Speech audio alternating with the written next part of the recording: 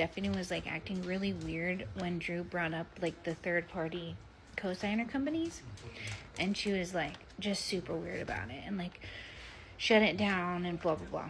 I can almost guarantee that she's trying to get a random person to co-sign so they can just stop paying rent after like a month.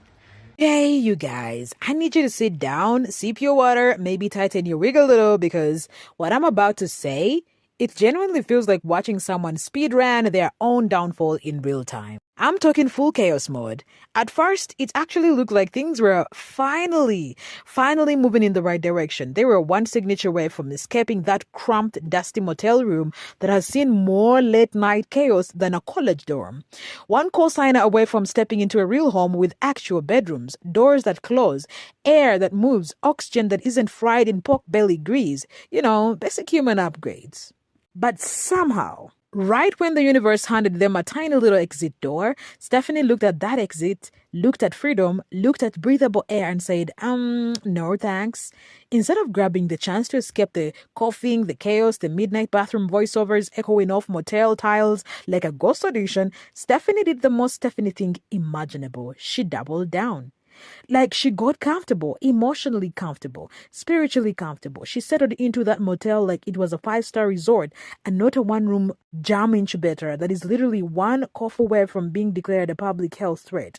And the craziest part, she did not even try to pretend. She practically announced to the world, hey guys, I love it here. And that is when I genuinely had to pause and whisper to myself, no, because what is this? What is she actually doing? So today we're not breaking down a woman who refuses to leave a motel. No, we're talking about the moment the entire internet collectively said, you know what? Maybe Drew should just take the kids and go. Like, that is how extreme this has gotten. And trust me, every tiny detail matters. So let's rewind because all besties, this story goes deep. Just recently, literally days ago, Stephanie jumped online doing what she always does, oversharing, dramatizing, and somehow making her own problems everybody else's emergency, like the internet is her personal customer service desk. She and Drew got on camera talking about how they needed a co-signer. Not wanted, but needed. This wasn't optional. This was their final boss battle before escaping that motel. And of course, she claimed they had no one in their corner. No family, no friends, no neighbor, no co-worker, no ex-worker.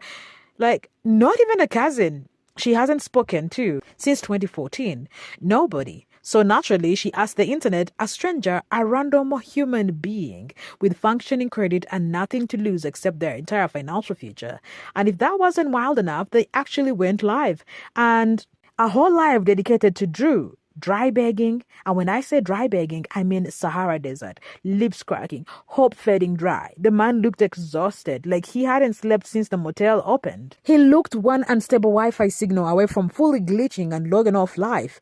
He kept explaining how he was willing to get another part-time job on top of his full-time job and DoorDash. The man was ready to work like he was auditioning to be on the dollar bill. Me and my family really didn't get along, so I don't really talk to people I don't get along with.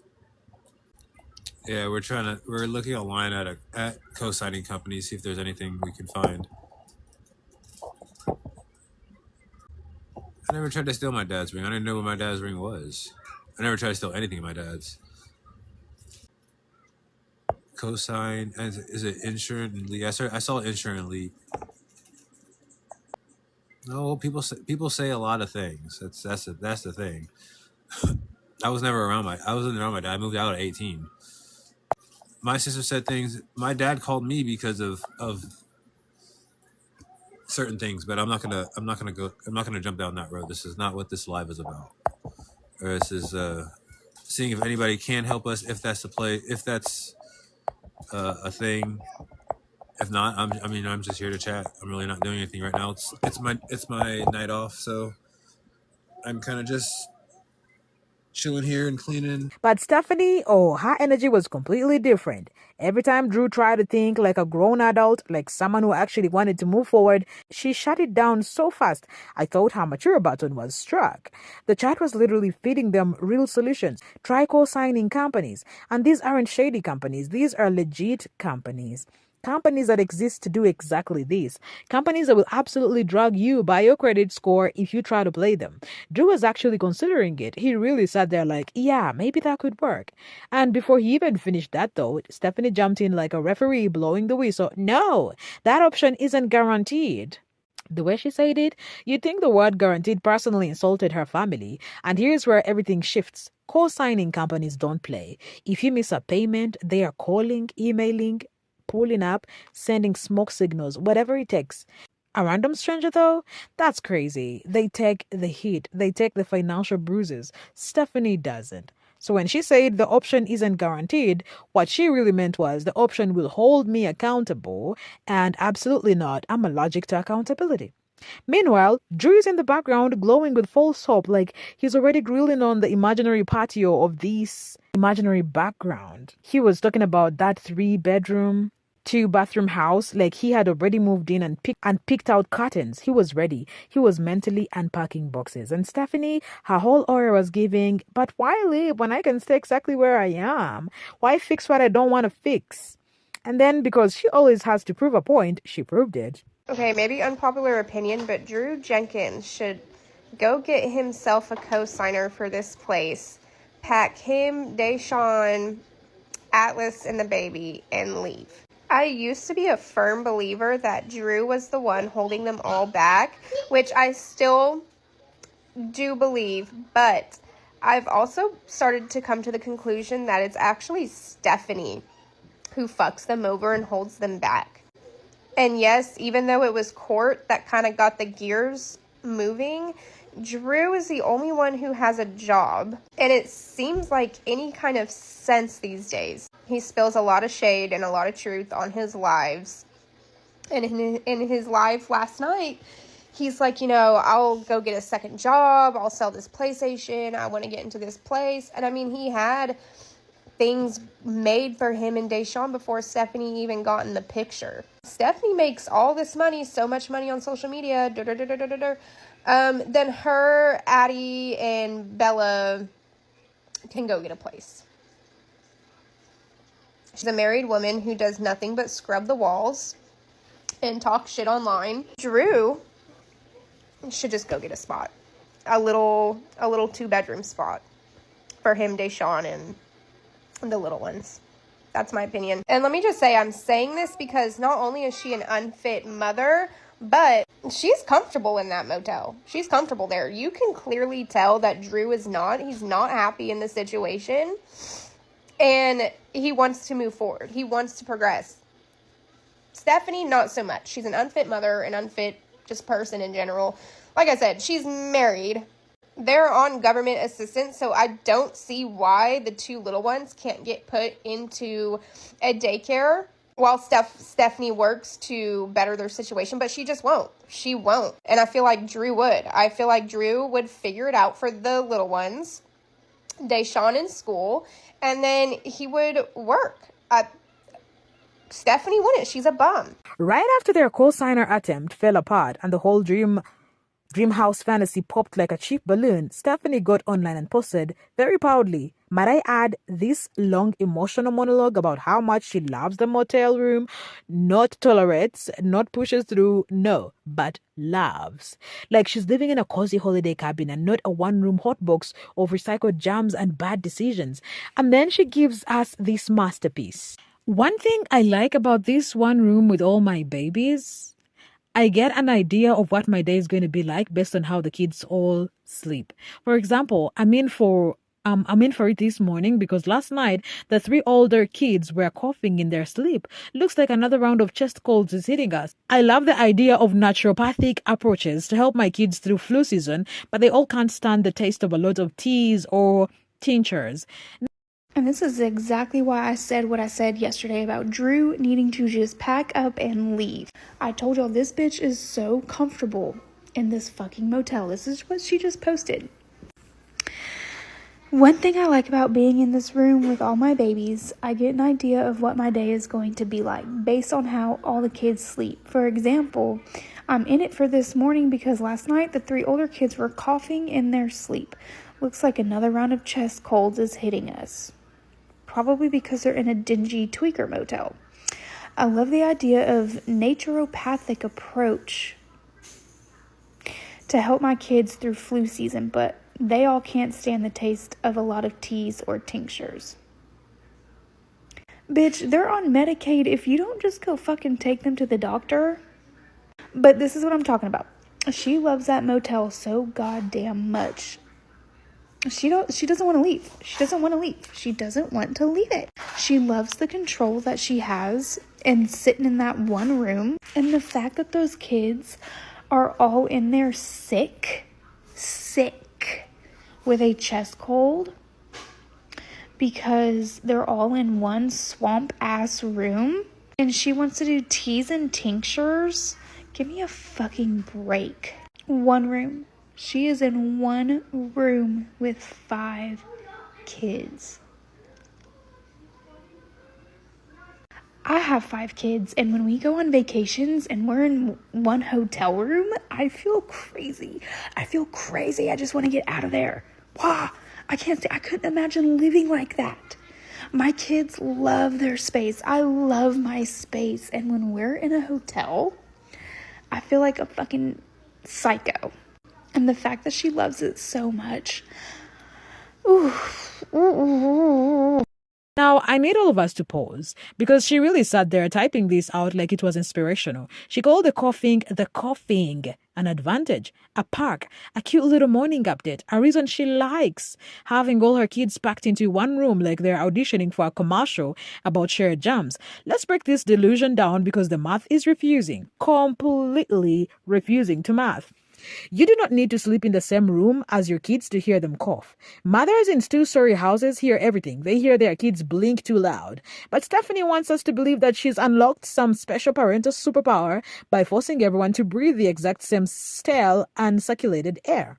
And here's a real twist. The coughing isn't some wholesome bonding moment. Those are jams ping-ponging across the room. These kids are sharing the same oxygen, the same dust-infused AC breeze, the same greasy pork belly smoke she fries at midnight, the same fish fumes, the same everything. This is not flu season. This is contamination season. They are basically inhaling one giant pot of recycled jam soup. And sleep? What sleep? These kids haven't had real sleep since the motel key card was first activated. You've got the toddler waking up, the baby waking up, and Stephanie making late night snacks like she's running a one-woman diner. Then there is her sitting up her echo chamber bathroom studio at 1 a.m. to film voiceovers that bounce off the walls like announcements in a train station. And let's not even start on her baking cakes at past 11 p.m. in a room with zero ventilation. Zero. The windows don't open, the doors barely open, the SC cover is wearing a full winter jacket of dust, and honestly, I wouldn't be surprised if mold was in there paying rent and minding its business. But here she is, calling this a naturopathic approach. Bestie, no, this is not herbs and healing. This is negligence dressed up with a sprinkle of delusion. And the timing is suspicious. Because right after the co-signer situation flopped, suddenly the motel becomes this magical, cozy little sanctuary. Please. It's giving, if I can't leave, let me convince everyone, including myself, that staying here is actually a blessing. People are now openly saying Drew should take the kids and leave Stephanie. They're saying she's the one holding the entire family back. And honestly, in this situation, Drew, despite all of his issues, looks like the only one actually trying. But here comes the twist. He legally can't take most of the kids. He can only live with Deshaun. The other 4, they are legally Jeremiah's kids. 2 biologically, 2 by virtue of Stephanie still being married to him. So even if Drew said, I'm done, the kids would still be stuck in the motel with Stephanie. But people believe maybe, just maybe, if Drew left, it would scare Stephanie into waking up. Because Stephanie loves Drew more than she loves stability, more than she loves structure, in many ways, more than she loves responsibility. But every sign she puts out says she's nowhere near wanting to leave the motel. And then this is where it gets even embarrassing. Stephanie got exposed for using banner accounts in her own comment section. Not just one, but multiple. That is the Kennedy account claiming, why would we go sign when we already offered them a furnished house and a vehicle? Make that make sense. Then there is Claire Miranda defending Stephanie like she's her lawyer. They did not refuse it. They would have to move 35 hours away. Not sure they want to move. It's going to remain open. The house is an Airbnb. They can live here free. They have put up with nasty winters, but they will get used to it. I did. They might change their minds, jobs, pets, lists of kids here. This level of detail, not random, not normal, not stranger behavior, this is a banner account's energy. Then it gets even better.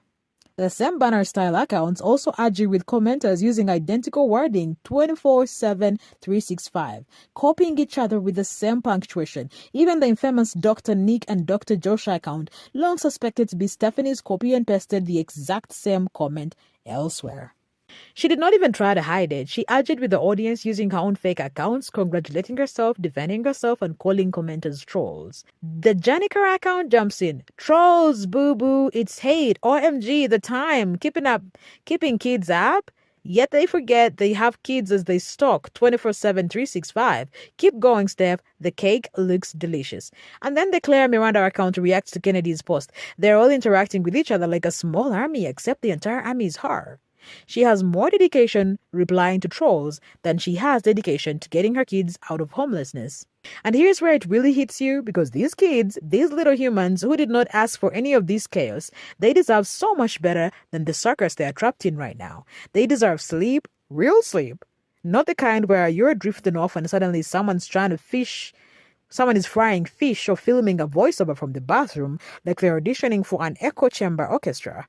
They deserve fresh air, not the recycled, greasy, cough-infused oxygen that's been bouncing around that motel room like it's doing laps. They deserve separate rooms, spaces, where their jams are not shaking hands 24/7. They deserve silence at midnight, not the sound of a microwave, a toddler crying, or a baby fasting, and a mom whisper yelling into her phone about the trolls. They deserve parents who are fighting to get them out, not parents who are fighting strangers with banner accounts like it's a side job. Stephanie and Drew could have been doing everything to escape this situation. But instead, what we're watching is one parent genuinely trying to push the family forward, while the other is planting her feet in the ground like a tree that refuses to be uprooted. And at some point, you just have to look at this mess and ask yourself, does Stephanie actually want to stay homeless? Is she comfortable there? Is this whole lifestyle giving her the storyline she wants? Is it the content? Is it the lack of bills? Is it the comfort of never having to take real responsibility? What is it really? Because nothing, and I mean absolutely nothing, about this situation is normal. Not the behavior, not the excuses, not the decisions, not the way she spins every setback into reason to stay exactly where she is.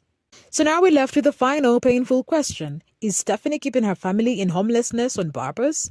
Because everything she does points to someone who wants to stay exactly where she is. Someone who finds excuses for every solution. Someone who only moves when Drew moves. And honestly, I want to hear what you think. Does Stephanie want to stay homeless? Is this about comfort, content, control? Avoiding bills? What do you think is really going on? Let me know in the comments. Like and subscribe to stay updated, because something tells me this isn't ending anytime soon.